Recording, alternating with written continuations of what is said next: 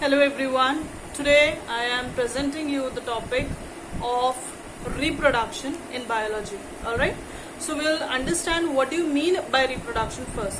So reproduction refers to the concept, to the concept in which one individual creates another individual which is just a look-alike of the parent cell.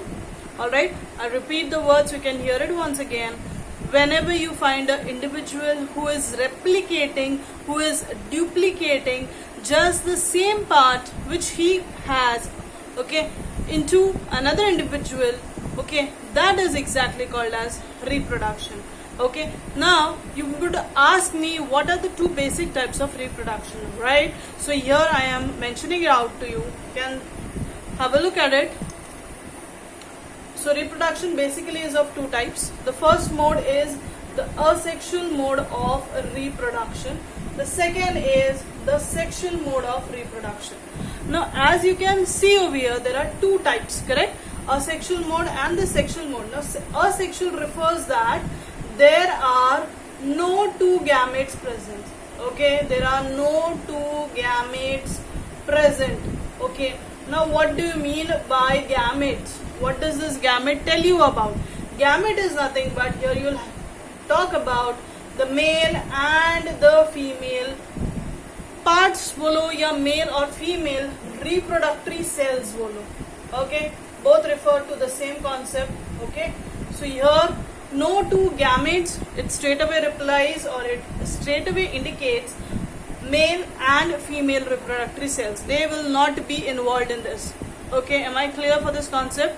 In asexual mode of reproduction, you won't have the male and female reproductory cells being involved.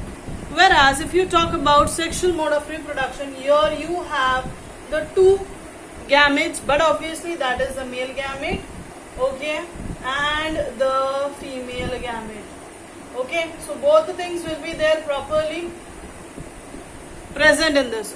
Now you would ask me very common question, ma'am, where do we have this asexual mode of reproduction and where do we have the sexual mode of reproduction? The answer is quite very easy. Asexual mode of reproduction is found in those organisms which are particularly unicellular.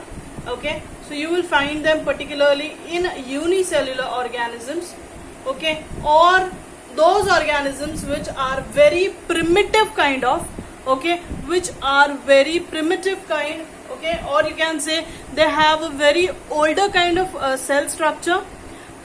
That is the prokaryotic cell, right? So they have the prokaryotic cell structure.